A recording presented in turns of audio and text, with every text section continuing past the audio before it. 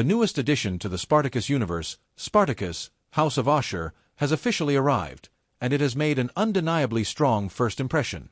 Even before audiences had the chance to watch the show's two-episode debut on December 5th, critics were already responding with overwhelming enthusiasm.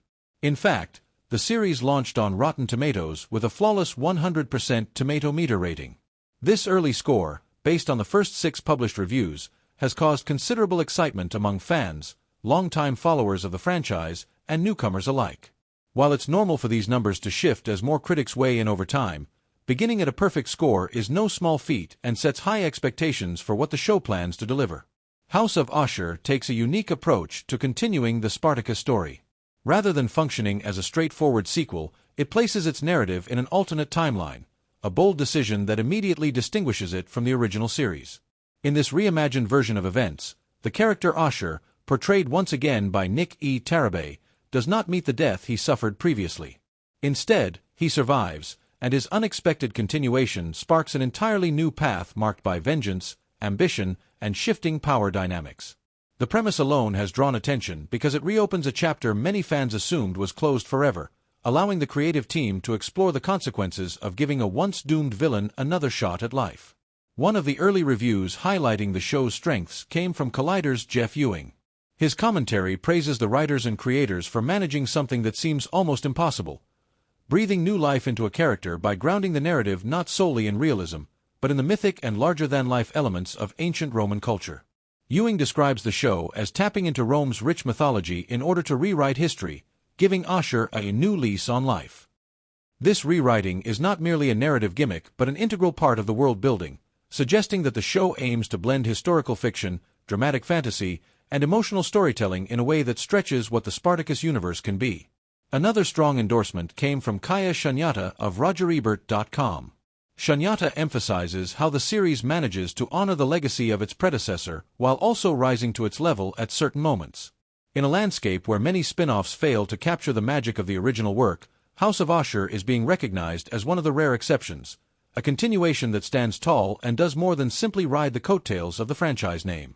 She hints at a boldness in its storytelling that respects what came before while refusing to remain in its shadow.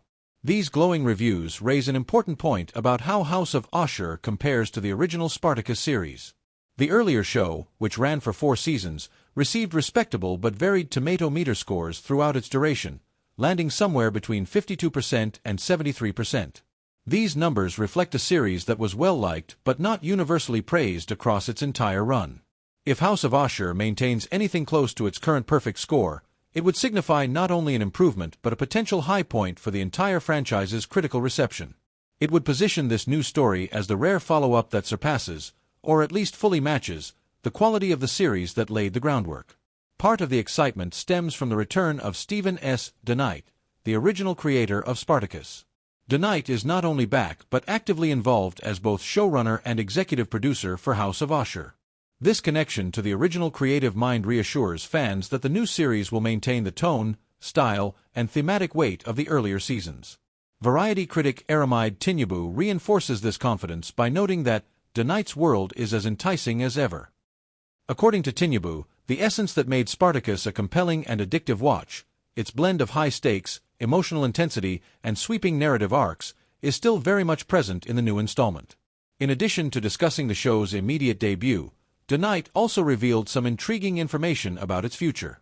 During an interview at San Diego Comic-Con 2025 with Screen Rant, he explained that the creative team has already mapped out a long-term plan for House of Ashur. While nothing is set in stone, the outline spans approximately 5 seasons.